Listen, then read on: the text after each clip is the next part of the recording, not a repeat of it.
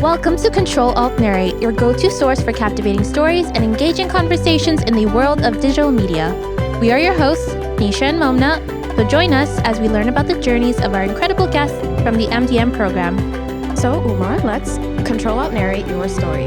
Would you like to start by introducing a bit of yourself and your educational background? Yes, of course. So I'm Umar. I'm from India. I did my bachelor's in computer science, and after that, I discovered UX when I was interning as a backend developer. I worked as a backend developer for 6 months, and just like understanding how a design works in a development framework, I just thought of giving a shot at it. I educated myself for around a few months before coming here. I studied UX design last year at Humber. It was a graduate certificate. And fun fact, Momna was my professor. Yes, I was. Yes. No way. And now we're I classmates. didn't know. Oh, wow. Yeah, Umar was one of my students from, I think it was the first year I started teaching like within the interaction design program. That's amazing. Yeah. How do you feel being interviewed by your professor? It's all good. I mean, I don't remember having interacted a lot with Momna back then. Oh, But yeah, she's quite chill that way. So yes. Now, what do you think about me? Was I a good student? I would say yeah. Like you Give were. him a good rep for the people. Oh yeah, no, he like I've also had the chance to work with him on group projects, and he impresses me with how much he knows, and he's very serious when it comes to like his when he's researching, like he's got it. Like he is very good at researching. Thank you so much. Doing you a big favor right there. Yeah, 100%. Okay, so to ease in, we're going to start with some would you rather questions, and then we'll go on to deeper questions later. Would you rather have to design in complete silence every day or with a constant distracting background noise, like a crowded coffee shop?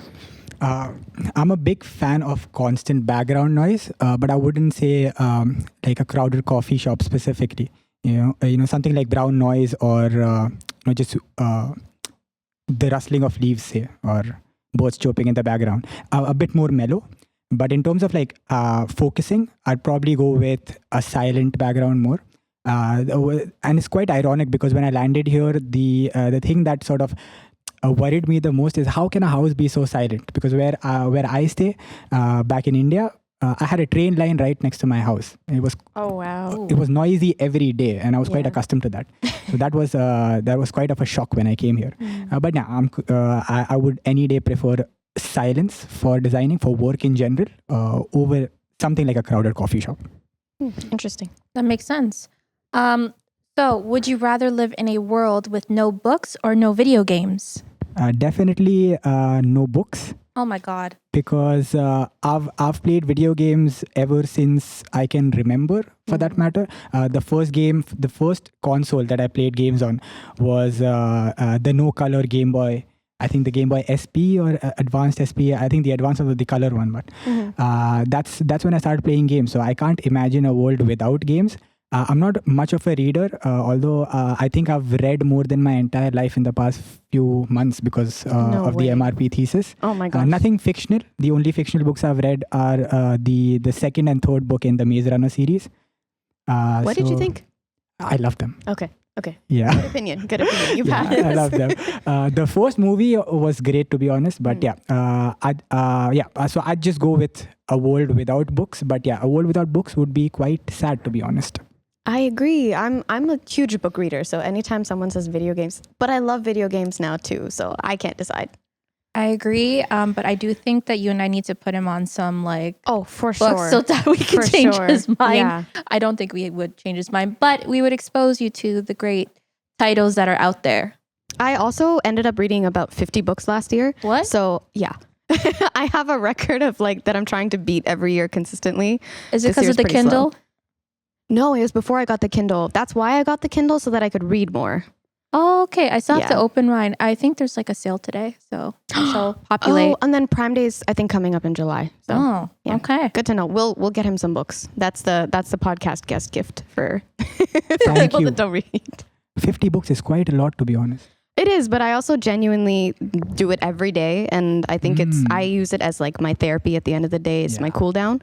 So I either listen to music, listen to podcasts, hopefully this one too, and then read. That's one thing a chronically online person wouldn't know of. That's true. Who says I'm not also chronically online? I do it I all. mean, that's a good combination. I mean, you need to teach me how to read books consistently. Honestly, I will do so. get me on some good books, guys. Oh, we have lots of recommendations. We have a couple of readers Just on our start sending team. him random quotes of like for certain characters, and it's like, yeah, pick one, and then just throw the book at him and be like, here. That's a good idea. I'll keep that in mind. Okay, so the next one. Would you rather have the power to instantly master any skill, but lose the ability to learn anything new after that? Or take a decade to master a skill, but have the chance to keep learning forever? I'd say that I just go with a decade to master a skill, but still continue to be able to learn other things, because I wouldn't want to make an impulsive decision and just go out and learn a skill which turns out to be useless, which I think I probably need at that time. I think as humans, we're quite prone to making mistakes, right? Especially impulsive decisions, quite tough to control emotions. For sure. So in that sense, I'd probably say that I just, and I'm quite young. I can afford a decade to master a skill, right? So why not? Good answer. If you were forced to live in a horror game in real life or in a horror game universe, which would it be? I'm a big fan of horror. The first horror franchise that I was introduced to was Silent Hill. And it That's was one of the scariest ones. Yeah, I remember. I had a fever for around 2 days after watching the movie, and I was introduced to the franchise via the movie, not the games. I love the movie because of the connection that I have with it. It was my first horror movie also. And a lot of the enthusiasts, the Silent Hill enthusiasts, they hate the movie because of how off the source material it is, right? It doesn't really follow the source material from the games. The only game that I've played in the Silent Hill franchise is the Origins game, which was not in. It was canon, but it wasn't among the plot between the first game up until the fourth game. And the rest of the game I've just watched videos of, and I have a good idea of the lore of Silent Hill. And it's quite terrific, to be honest. It's like digging my own grave to be going into the Silent Hill world. It kind of manifests your own guilt and trauma as monsters and a sort of very eerie and spooky environment. But just because how I'm fascinated with the Silent Hill world, I'd probably choose that. So I was going to say, like, I've never seen or played like any of the games or the movies. I don't think I would survive, but would you survive? I don't think I would. Why would you pick? That's why I said I'm digging my own grave. Why would you pick something you wouldn't survive in? When I pass, I'll be happy that I got to experience the Silent Hill world. Right? You want to experience just pure fear and trauma because of how much I love the franchise. Are you okay? Yeah, it's just a preference. That's a very appreciative way of looking at it. I would. What a fan! Yeah, what a fan! Right? True fan. I would choose to never ever enter a horror game. I can't do horror. I'm the opposite. I get scared for anything. Right. I just simply pass away. I'd be like, take me now, God. Like, I'm not doing this today. No, I literally talked about if I would survive a day in Last of Us. No, not even 2 seconds. I see a clicker and I'm running. I hear one, done. I accept my fate. I'm good. Yeah, that sounds terrifying. Yeah, no way. Okay. And I think the one question that you are anticipating this whole episode, assassino cappuccino or chimpanzee bananini? What? Okay, we should explain the lore. It's Italian brain rot. It's just AI images of an object and an animal fused together. And my favorite one is assassino cappuccino. Good answer. The cutest one amongst all of them. It is really cute. Also, it's cappuccino, so coffee related. Okay. How can you not? I'm a tea person, by the way, but still. Oh, really? Yes. Hey. Yeah, she's tea and I'm coffee, so I'm usually the outlier. Okay, I'll leave then. Yes, like okay.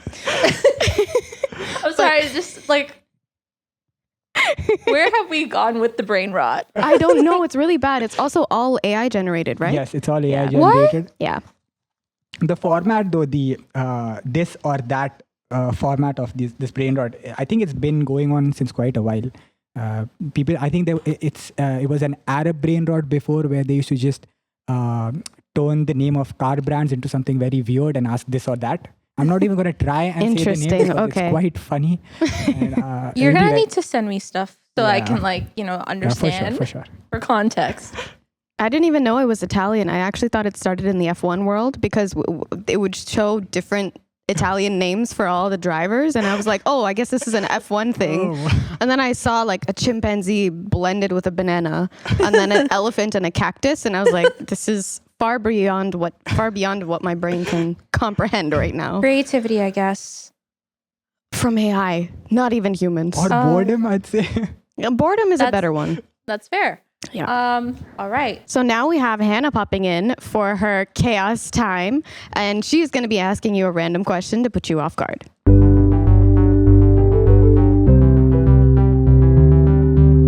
My first question for you that I just came up with while you were talking, I'm not going to lie to you.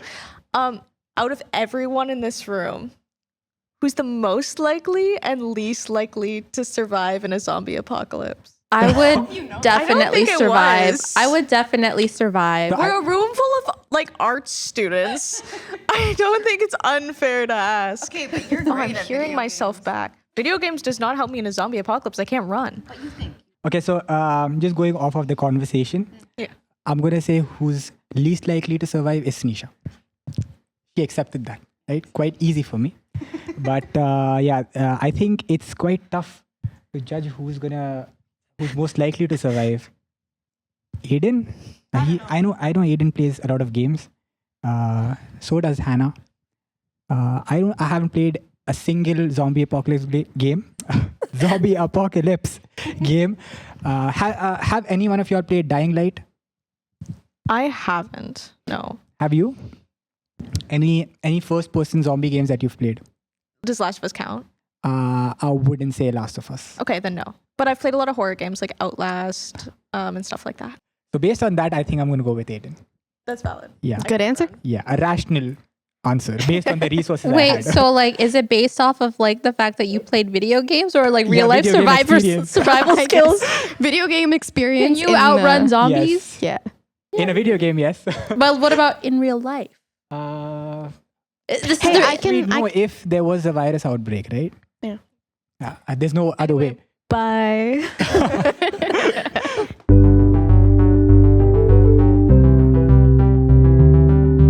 we are going to ask you some controversial tech and design questions. So the first question I'm going to ask you is, should designers feel guilty about creating apps or products that are addictive, or is it just part of making something that works?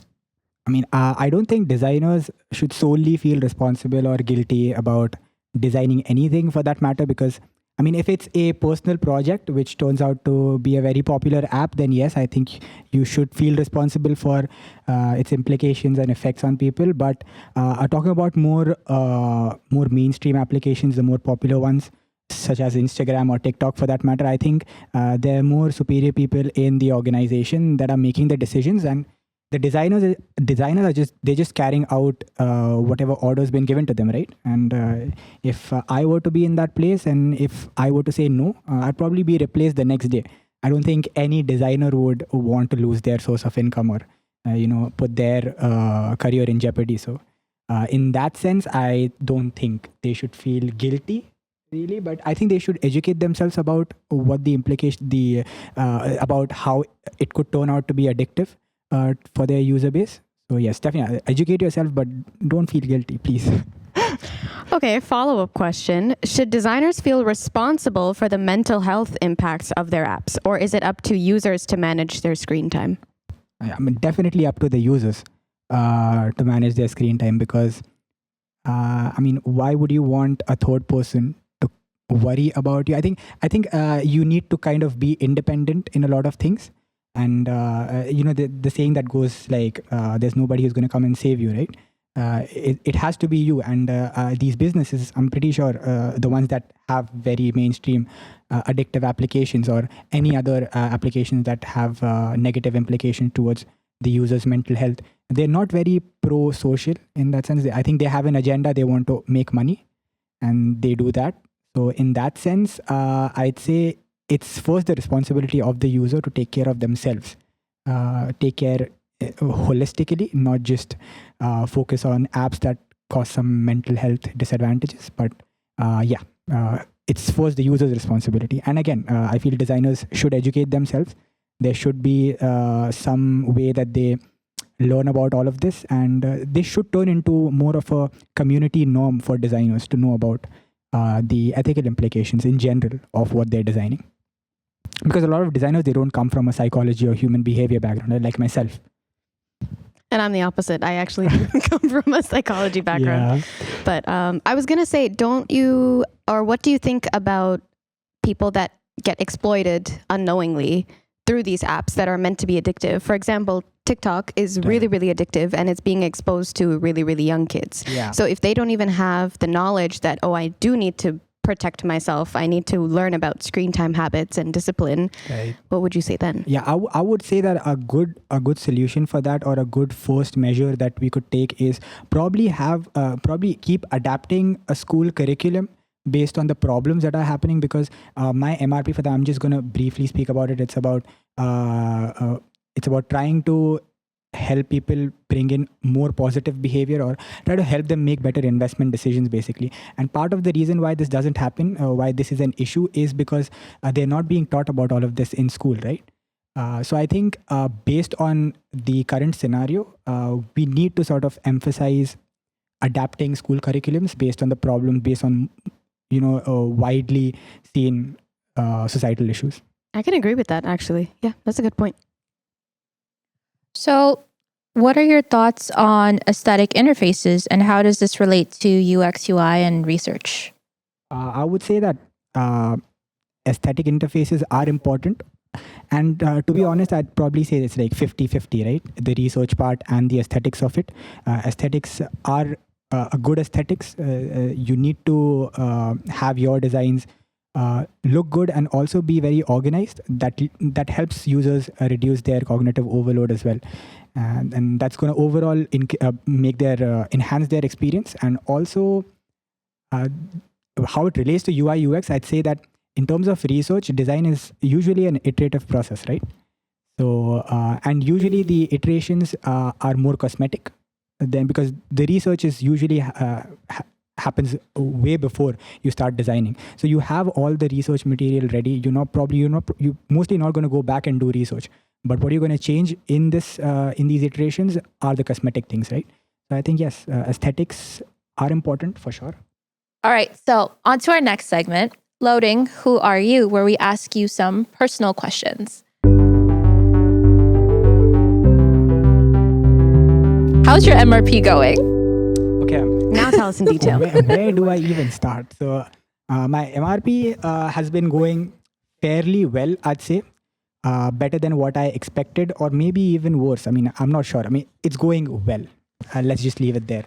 So my MRP, what I'm trying to do is basically, I'm trying to use these subtle design interventions to induce positive investment behavior. And the basis for my research comes from behavioral economics. So it's a combination of economics and psychology to understand how people make decisions, and even in investment spaces, right? So I'm mainly focusing on stock market trading.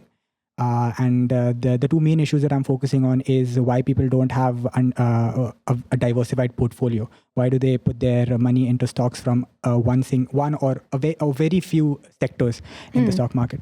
And the other ones is there's another one that mainly focuses on how do I get them to invest in whole funds, which is a combination of stocks, because you try and beat the market. If you're using single stocks, you have to constantly check what's going on in the market. And a lot of people can't do that. It's an unwise choice for somebody who has 10 things going on in their life, right? So that's pretty much about my MRP, and I'm going to use some statistical analysis. My research is mainly quantitative, so a survey. After that, I'm going to do some inferential statistics. And the biggest obstacle right now for me is figuring all the ethics related aspect of actually conducting the research, because I thought reading and just getting to know what I'm going to do was the tough part, but apparently I've been slapped with this ethics board approval part The of REB. things. Oh my Which God. I can't get away from, apparently. No. And I just want to write a good paper. I don't want it to course. be very secondary research based. So yeah, hopefully we get that out of the way soon. You'll definitely get there. I definitely also think that financial literacy is important, and not everybody has been given that opportunity to understand. Like I personally have no idea how stocks work. Sneesha, I think you told me in the past that you. I do, yes. Yeah. I'm very big on stocks. I try to learn a lot more about investing. I think it's really, really important, very especially for young people to do.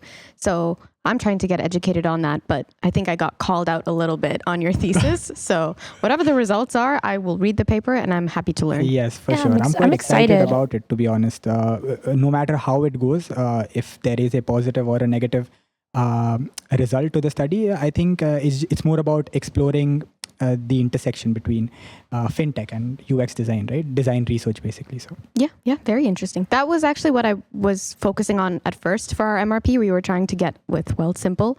Didn't get the best response rates, but we turned into something else, and it's a lot more fun. But definitely excited to see where yours goes for sure. Yeah. So, do you want to tell us about a bit of your journey in UX UI as well? About my journey, I started UX design around 3 years ago. Mm-hmm. Yes, I mean closing in on 3 years, I'd say. Last year I studied UX at Humber.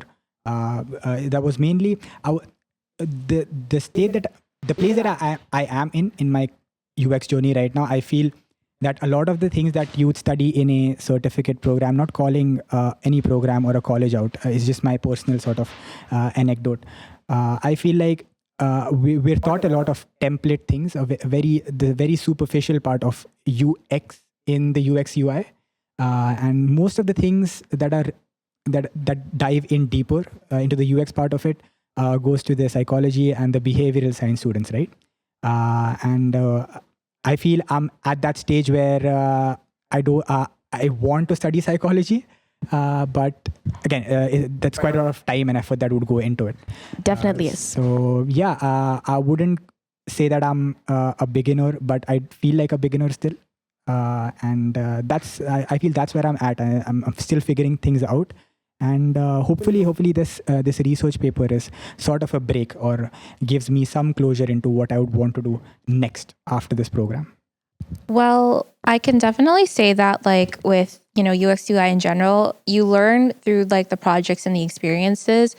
And it's not just like, what you learn in a class, it's like how you apply it in real life. And you're not going to like, sit there and be like, okay, what terminology am I going to use today? It's more like, okay, like what are we building and like, what do they need and how do we make this exist and functional and aesthetically pleasing? And yeah, felt like you called me out a little bit earlier. Not really, honestly. I'm kidding. So speaking of like, where you're currently at in your journey, like I wanted to know what made you gravitate towards the MDM program after Humber? For most of the part, it was studying design research at a grad level. That's what gravitated me towards MDM, and it shared some similarity. That's why, and it's quite fast paced, right? I wanted to put in my time. I didn't want to put in too much time into something. I'm quite far ahead in academics, I'd say, in the sense that the amount of time I've spent studying. I did a program last year also. So that was, and this program, it quite literally checked every box for me, to be honest. Part of the reason was also exploring immersive realities, AR and VR, and fortunately we're being offered that course next semester. So looking forward to that as well. And I feel the journey in this program, it's been quite rewarding for me because it gives you a lot of freedom. You can explore what you want to do. I feel quite a lot of people would have this complaint that doesn't dive into a lot of technical things. Right. But the pros of it is it sort of gives you a mindset that you are unlikely to get from a very technical focused course, a very hard skill focused course, because the education background that I come from, it wasn't research focused. It wasn't. It didn't really care about understanding different perspectives from people who focused in different types of media. I think this program does a pretty good job at that. So I'm quite. That's a good way of putting it, actually. Yeah, I'm quite happy with the program, to be honest. It's a very interdisciplinary approach to what you get normally, and this is my first time being exposed to a master's degree too. So I enjoy it like you. So I'm glad that you've had a good experience. Yeah, I agree with you when that the MDM program definitely provides a lot of like diversity in terms of like what different perspectives or I would say like paths we can explore, and what you like. I find that people who are focused on, or they come from one thing and they want to learn something, they get to learn it and they are learning it. So that's really beneficial for, a person who, wants to also skill stack and, explore different areas of media. So to close off, would you like to share one quote that you try to live by or already do? I'd say that I try to live by that. I wouldn't say that I 100% live by that quote, but it's a quote by Bruce Lee. So it goes like, be shapeless and formless like water. And my interpretation of it is to adapt to your environment based on what you need rather than what you want. And a lot of times I think we mistake what we need with what we want. What happens there is we lose a lot of precious time. Right, and time is of the essence, and it's not. It's quite open to interpretation in the sense that you wouldn't want to be adapting to injustice if you ever face that. But right. I'd say that I try to live by that quote. That's a great quote, honestly. Honestly, I like how it can be interpretive, based off of what you value and what you think you can make from that, and where you currently are where you currently are in life as well. So it's also very open-ended, which is really cool. And also Bruce Lee is pretty awesome. Yeah, for sure. Okay, so now we're moving on to segment 2, deep dive, no edits. So if there were no obstacles in your path, what would your ideal life be like? In my path, I'd say that part of the reason why I'm here away from home is because I want to study and build a career for myself. And my parents have been very selfless, they've literally lived for me and my sister. So I'd like to give back first. I'd like to spend more time with them. I'd like to live with them. And giving back in the sense to the community, to the people who need it the most. So along with that, I'm assuming that if I don't have any obstacles in my life, I'd be very rich. So I'd build hospitals, I'd have rehab centers, care homes for the elderly and the homeless. So yes, so truly giving back. That's a very doing selfless some social approach. good. Yeah. Very wholesome, very selfless. Shows what kind of person you are. Yeah, for sure. So who is one person that inspires you? You mentioned your family and you mentioned the people that care about you and support you. Yes, for sure. My mom and my dad and my sister also. My sister's pretty much my biggest supporter. And that's quite literally every younger sibling for that matter, right? My mom, she's like the definition of resilience and persistence. That's and sweet. I kind of, I want to live by those values. My dad's all about being a kind and a good man at heart. And so these are some values that I want to take. I've learned from them, to be honest, the way they've raised me. I'm quite grateful for that. So for sure, my mom and dad and my sister, the quality of just supporting somebody through thick and thin, it's quite commendable, I'd say. And younger siblings do that better than anybody, I'd say. And if I were to say about a creative inspiration, it'll probably be Don Norman or Jacob Nielsen, because whatever I've studied in UX, it's been their work, right? Usability heuristics, right, yeah. And the design of everyday things. I studied about Don Norman back at Humber and here also. So I'd love to, in terms of what I'd like to achieve academically or as part of my career, something like them, maybe produce some work of that sort one day. Yeah. I'm sure you're making everyone proud. You're doing great work here and we've all witnessed it. So 100%. And also Don Norman's very much a realist. He's very realistic, not about the fluff. And I think that approach is very important to have. So it's a really good way to look at things in life and be optimistic, but also realistic at the same time. How do you get your motivation back when you face, let's say, a writer's block or a creative or designer's block? So I think Sneesha would really like this answer because I go read. Yes, I do like this answer. You're so right. I do. Just talking about the internship that I did last year over the summer, it was on a topic which I was not aware of. I didn't know anything about that. They were dealing with a digital product that was about employee engagement and management within organizations. And I was supposed to be designing a performance review module there. Right. And I had zero clue about what it was and how it worked in an organizational setting. And I didn't know what to design. So I just thought I'd probably look something up like performance review screens. And there were a lot, but I didn't understand what was going on. Yeah. Right. Even after finding some flows, I had no clue what was going on. So what I did was I thought I'd just go in and read what performance reviews are first. Yeah. And how they work, and then how are they connected in an organizational structure with other elements as well, and after reading, I had a much clearer idea about what I wanted to design, and I wasn't in that sort of creative block for the rest of my term there as an intern. So I'd say just go out and read more and try to just learn about you mostly have some lack of prerequisite knowledge. That's what I'm trying to get at. So you did talk about not knowing what field the information on what field you were in. So if you recall, in Diana's class, we talked about failure. So what are your feelings on failure? And do you feel like a lack of knowledge is a failure in itself? Oh, that's a good question. The lack of knowledge being a failure in itself. I'd say that it depends, because you might not go out and seek knowledge for a lot of reasons because of your social influence in general, the way that you've been raised, the environment that you've been raised in.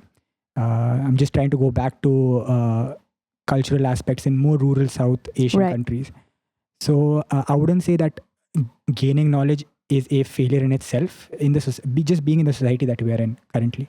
But failures are very important. Failure in any sense is important because you just learn from your mistakes. Right? It gives you a more holistic understanding of the process that you're dealing with.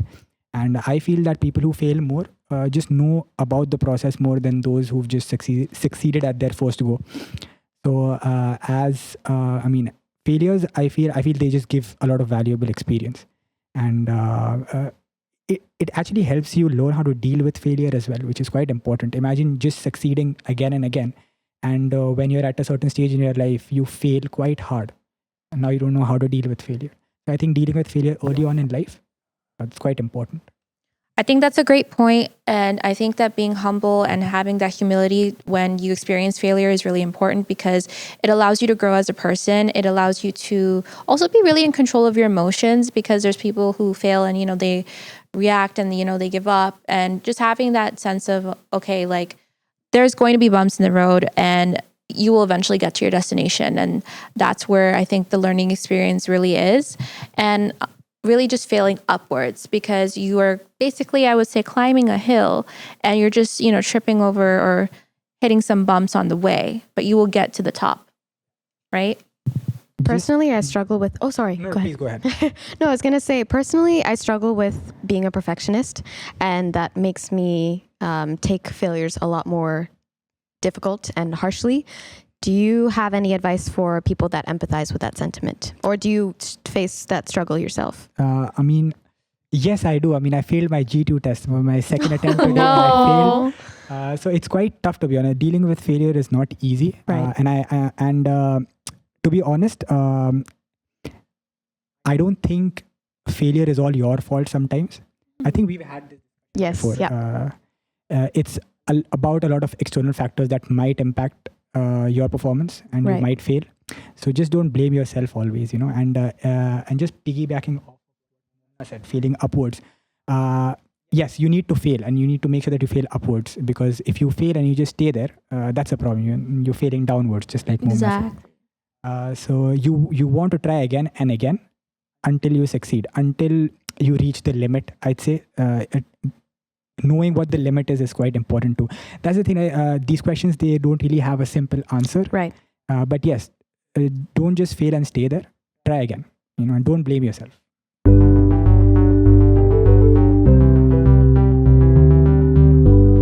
For our third segment, trending or crashing, I want to ask you this question. Would you ever get a Cybertruck? Yes. Get out. No comment. Get out right No now. comment. What do you mean? We're trying to foster a welcoming environment, so let's hear him out, I guess. Let's hear him out. It's a very simple reason behind why I'd buy one. It's just because of how it looks. I think, in my opinion, it's the most sci-fi looking car out there right now. We have really good supercars and stuff that look really, futuristic, but nothing quite like Cybertruck. I've just become aware. I'm sorry. Go ahead. No, I was gonna say I thought you had good taste in design, but whatever. Design's subjective. Preference in design is subjective. He's right on that one. Design is subjective, but I still stand that Cybertruck is not the best design output ever, and we will be taking you to the auto show so that you can get some real taste. Yes, please. Yeah. I'd love that. I think Cybertruck looks somewhat like a car from Tron. That's up to interpretation. Yes. I mean, the lights maybe. That's what I'm trying to get at. I guess if like a toddler tried to Oh my have their gosh. take on it. But yeah, I'm looking forward to the new movie. Quite excited about it. I have to go and rewatch. I think I missed a few movies I was in gonna ask, between. do you have a favorite character from there, or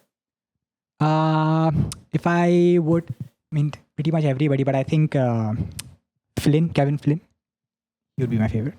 nice? Okay, next question. What do you think about the 4 a.m. productivity lifestyle, specifically obsessions with morning routines?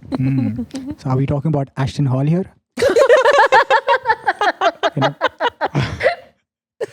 So, We should get the blue water bottle Yes, to please. sponsor Yeah. us next The time ice and bowl. just the ice bowl.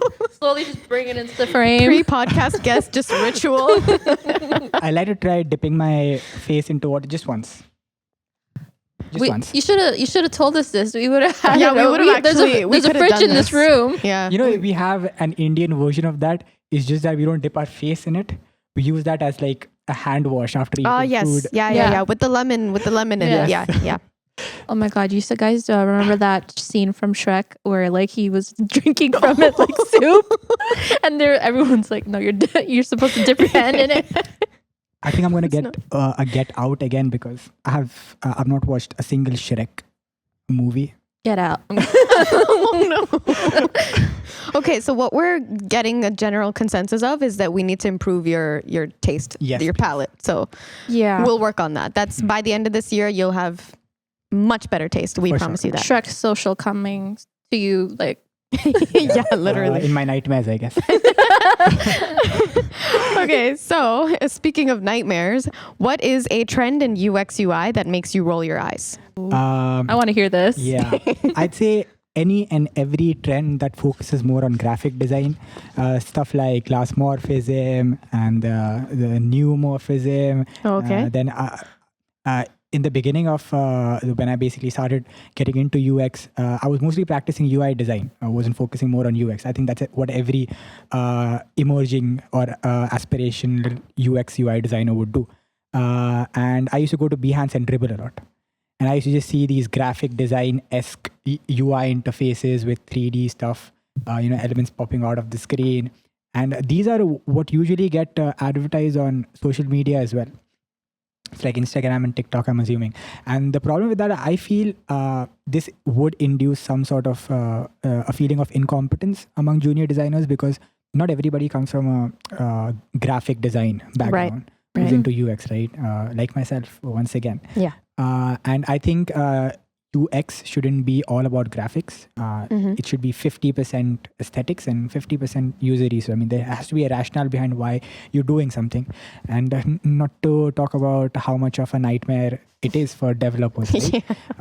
One thing that I didn't know about, you shouldn't be using a lot of box shadows. Yeah, design I learned that because- this year. Yeah. And it's crazy because all these designs, they're Yep. just box shadows. So many of them. That's the trend. Right. One trick ponies. Honestly, like a lot of the designs that you see are very clickbaity. Like they're kind of just there to like pop and just drag you in. But when you start looking through, you're like, I can't really learn anything from this. It's just visuals. Right. Yeah. Yeah.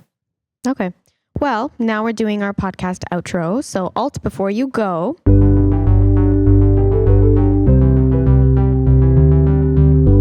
if you could design the logo for your life, what would it look like? So I'd say that I go by this one thing. The purpose of life is the journey. Oh, wow. right? So for me, the logo would be something like, the classic treasure hunt map with the X and the flag. I just remove the X and the flag, just have the dotted lines. I like that you already have it thought out. Also, speaking of that, I have a book that I want to recommend you. It's actually, the inspiration behind it is actually this song by Set the Sky. It's called Gold. It's quite a nice song, but it's the premise of it is not what I just said. It's life the purpose of life being the journey. It's like a girl talking about a guy. The guy doesn't pay attention to her and whatnot. But yeah, there's a line in the song that says, Gotcha. I forgot the line, but it's about removing the X from the map. Okay. Point made. We got Yes. you. No romance books for him. He would probably get frustrated. No. We'll do fantasy because one of my favorite books has the quote "Journey before destination," and we will be introducing you to my favorite author, Brandon Sanderson. So look forward to that. All right. Next question. It's a really creative logo design, though. Yeah, I know, right? So let's say you would be launching a podcast of your own, maybe even tomorrow. What would you call it, and what would the vibes be like? I definitely have a horror podcast. Like, Oh getting God. that out of the way. It's going Can't to be escape it. something that explores the supernatural, the occult, and whatnot. I'll probably have these paranormal investigators, popular ones, the guys who know about things, not the scam artists, for sure. The ghost detectors. Yes. So that's what I do. And just what I've been wanting to do after coming here since a long time is visiting Black Creek. I think they do this horror tour or something like that, where they have all these gadgets, the EMF detectors and whatnot. Right. And they do it in the dark. So I definitely want to do that once. And the name of my podcast, right? That'll probably be, okay, let's just go back to Silent Hill. Fair enough. The Silence of the Hills. That's quite cringy. And please, cringe all you want. But that's what's coming to my mind right now. The Silence of the Hills. I would watch that. Yeah. Sounds like a you're being Weekend yourself. album name. Yeah. Yeah. Actually, it does. Wait. It really does. He does have a song. Yeah, called The Hill. Hills, Yeah. That's so funny. Yeah. Okay. All right. Don't get possessed. Yeah, for sure. Yeah, wouldn't I will want be to. staying a huge radius away from wherever your podcast is taking place. I support you, but from a distance. Lots of places in Ontario are very haunted. Yeah. Please don't say that. I don't want to know that. I don't. Unpaid advertise, I guess, for somebody on Instagram. Oh my Whom god. I follow. She does the same thing. She lists out all these haunted places in Oh Ontario. gosh, that's terrifying. No, it's okay. Please don't tell me. Ignorance is bliss in this case. So, what is your just one more minute app that you can't put down? Okay, I'm going to ask you guys to take a guess based on whatever I've said right now. I was gonna say like TikTok, cause like that's like my always like. Yeah. No. Wait. Instagram. Yes. Yeah, because he said it earlier. He You was like, pretty "Yeah, I close have too. so many." Yeah. Chronically no, I remember. online. I'm chronically online too, but I read enough to compensate so that I don't develop. I got to find some Are you way to sure about that? compensate. Cause like that cappuccino, whatever, was so like. Listen, that's combined with F1. It's a hobby. It's gonna reach me eventually. God forbid okay? a girl has hobbies. Exactly. God forbid a girl's online and reads and plays video games, does it all. Right? Full package. But I can do it. Yeah. Exactly. I've been trying to get into F1 also lately. And Oh my Where's gosh. Alicia? We have right? okay, I think it was the Saudi Grand Prix Yes. last week or something. Yes. That was my second ever F1 race that I saw. Right. And before that, it was, I don't know, I'm just going to say Bahrain, but I'm sure it's wrong. It was Bahrain. Yeah, it was. Okay. Good job. Yes. So those are the only two F1 races that I've seen. And it's Okay. quite interesting. I can never get through an entire sports match, be it soccer. I love soccer. I'm a big FIFA fan. But yeah, I could get through the races. Quite interesting that way. Interesting. Nice. All right. So now we're going to play the blurt game. And here's how it's going to go. Momna and I throw rapid fire words at you. And then you, the guest, speaks the first word that comes to your mind. Okay. Zombie. Apocalypse. Fragrance. Aqua di Gio. Damn. Wow. Pokemon. TCG Pocket. Huh? TCG Pocket. It's a new trading. I mean, it's I basically live under a rock. it's basically the physical trading card game of Pokemon. They've just digitized it into a mobile app. Interesting. Okay. Quite fun. Interesting. Puzzle. Rubik's cubes. Nice. Nice choice. Can you solve them? Yes. How many seconds? Right now, I average around 20. That's pretty good. Yeah, That's I used to actually really average good. some between 10 to 15, but then I stopped practicing. Oh my gosh. Oh, yo, we should have brought one. Yeah, we should have Yeah. like a Rubik's Cube solving competition just for fun on one of the promotional videos. Okay, my turn. Assassino. Cappuccino, Chimpanzini. bananini, Sports. soccer, football, FIFA. Manchester United. Okay, fair enough. Fair answer. I can accept that. All right. Good job. Thank you. How's my reaction time, Alicia? F1 reference. F1 reference. It's pretty good. It's pretty good. We'll give you that one. So, our last question. If Ctrl+Alt+Narrate had merch, what item would you pitch to the team immediately? Ctrl+Alt+Narrate keyboard buttons, right? So I'd probably say something like a keychain, mechanical keyboard buttons. That's smart. Are That's you smart. a fan? I don't know if you're a fan. Am I a fan of what? The keychain. I With the mean, yeah, keyboard. I don't mind. I like anything that I can fidget with. So like if I have like a clicky Oh, if it- mechanical if it thing, clicks? yeah, if it clicks, then Ooh. I would do There's it. like- another option, maybe Like colors. Yeah, exactly. Control and Alt are next to each other, right? Yeah. Mm. Hopefully, we could make a sticker and then put it over the spacebar. Control Alt, then narrate. I mean, there's a function button also, but We can make it work. We'll just make it ignore work. that. Yeah, I like exactly. that idea. 3D All right. printing, here we come. Yeah, I think so too. Okay, I'm sorry. It's fine. That didn't make sense. I don't even know what you said. I said I think so too, but I was replying to something else that you guys said, and my response rate was just Delayed. super late. Okay, we're not going to talk about it. But anyways, thank you so much for joining us. It was a pleasure having you on, and we truly appreciate you putting aside time to come on this podcast. And we're really, really excited to release this and show everyone what you've been working on. Yeah, thank you so much. I mean, I feel honored to be called a guest in the MDM podcast, honestly. So That's very sweet. Thank you guys, and you've been doing a great job, I guess. I guess. I guess. Not I guess. Ouch. Truly doing a great job, the team. I'm going to be breaking the fourth wall for the fifth time right now. So yeah, everybody in the crew, you guys, thank you so much. Thank you. Thank you so much for being here. We hope that your mom and dad and your sister like the episode. Yes, that's We going really to be do. like a movie for them. We love supportive family members. Yeah, Yes. we do. We really do. And to our audience, we appreciate your time and support. Thank you for listening, and see you on our next episode. Thank you. See you next time.